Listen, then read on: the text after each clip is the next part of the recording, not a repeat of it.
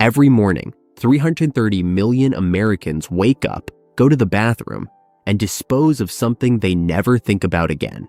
This material travels through miles of underground piping, reaches treatment plants, and follows one of three paths. It is spread on agricultural fields as cheap fertilizer, incinerated, or buried in landfills. In all three cases, the result is the same. The system disposes of what it collected and charges for the operation. In the United States, treatment plants pay between $300 and $400 per ton to get rid of this sludge. But in 2015, researchers at Arizona State University put samples of that same sludge into a mass spectrometer and identified 13 different metals: gold, silver, copper, platinum, palladium, vanadium. What they found changed the equation. Each metric ton of sludge carried approximately 280 worth of commercially valuable metals.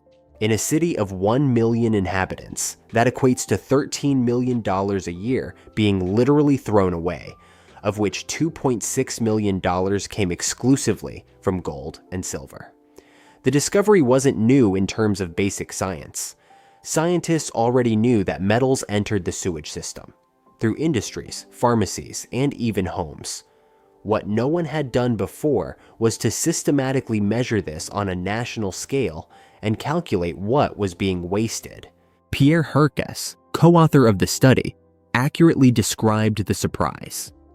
While they expected to find metals in low concentrations, the magnitude of the economic value associated with these concentrations was definitely unexpected. But the important question isn't how much gold is in the sewage. It's why the United States isn't extracting it yet, while other countries already are. And the answer has everything to do with the difference between seeing waste and seeing a resource. But the real problem isn't the gold. It's the element that nobody remembers until it starts to run out. The most extreme case on the planet is 6,800 miles away, in a Japanese city called Suwa in Nagano Prefecture.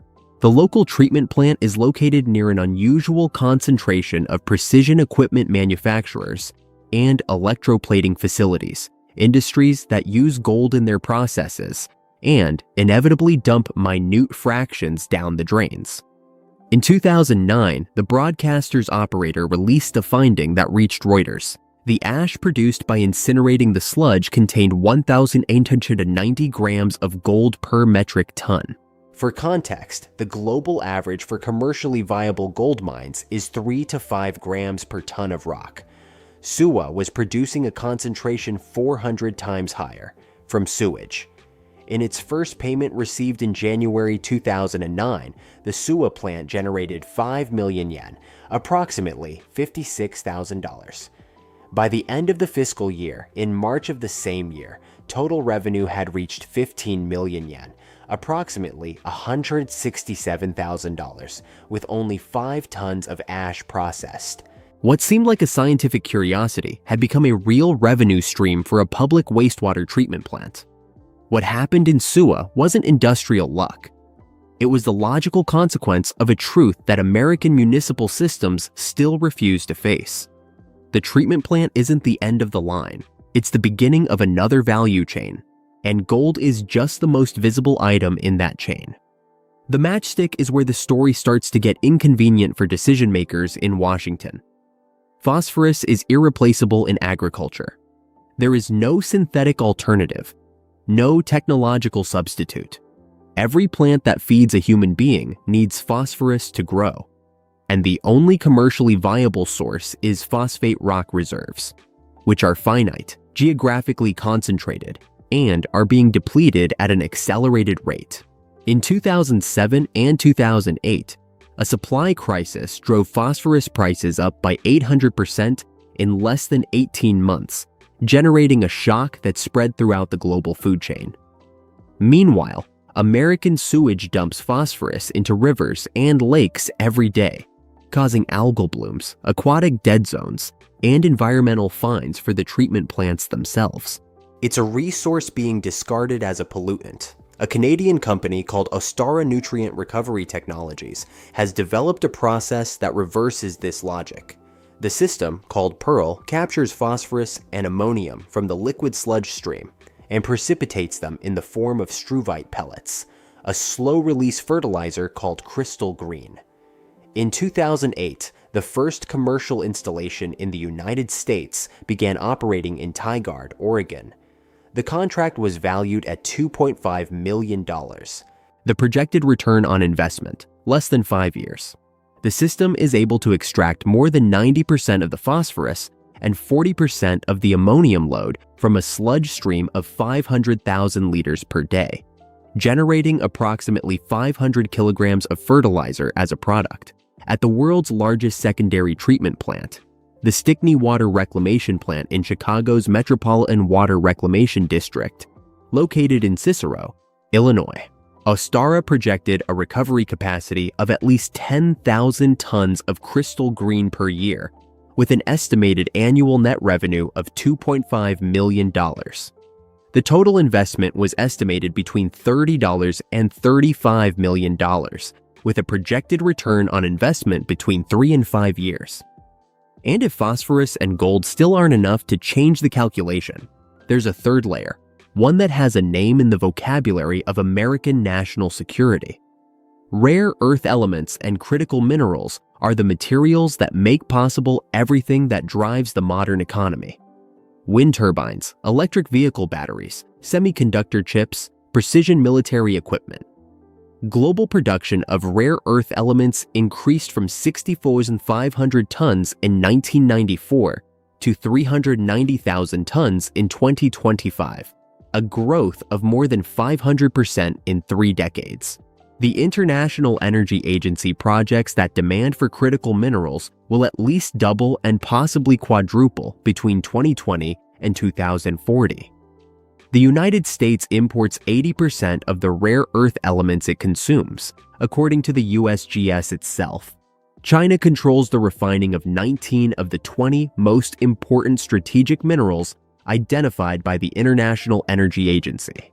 This dependence appears in national security reports and trade negotiations, and has never been resolved because the problems seem to have no domestic solution. In 2025, the U.S. Department of Energy announced a $25 million investment in a program called Recover, specifically focused on extracting critical minerals and rare earth elements from American wastewater.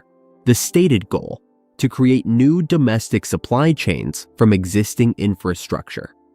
Researchers from Northeastern University and Yale University published a study in the scientific journal Joule in July 2026, showing that critical minerals and rare earth elements can be recovered from wastewater, and that, in certain streams, this recovery could meet significant portions of the demand from the clean energy sector. The most abundant materials found were magnesium and lithium, 2 of the central inputs for the energy transition. The global wastewater recovery systems market was valued at $44.5 billion in 2024, with projected growth to $107.3 billion by 2034. This means you have 2 possible scenarios for the next 20 years. In the first scenario, the United States continues to operate its more than 17,000 treatment plants exactly as it does today, collecting sludge, spreading some of it on fields, incinerating the rest, and discarding billions of dollars worth of critical metals, phosphorus, and minerals every year, while paying between $300 and $400 per ton to get rid of this material and importing the same elements from China that they are throwing away. In the second scenario, American treatment plants begin to operate as what they technically already are: urban mines. A city of 1 million inhabitants recovering $13 million in metals per year. Chicago extracting 10,000 tons of phosphorus fertilizer and generating $2.5 million in annual net revenue. Domestic rare earth supply chains emerging from infrastructure that already exists, already operates and currently charges for disposing of what it could be selling. The difference between the two scenarios is not technological. The technology exists. It's operating in Oregon. It was operating in Suwa in 2009, and it's being mapped in labs in Boston and New Haven right now. The difference is one of perception. The moment when a system stops looking at what goes down the drain and starts seeing what's inside. The problem was never what the sewage contained. It was what we chose not to see.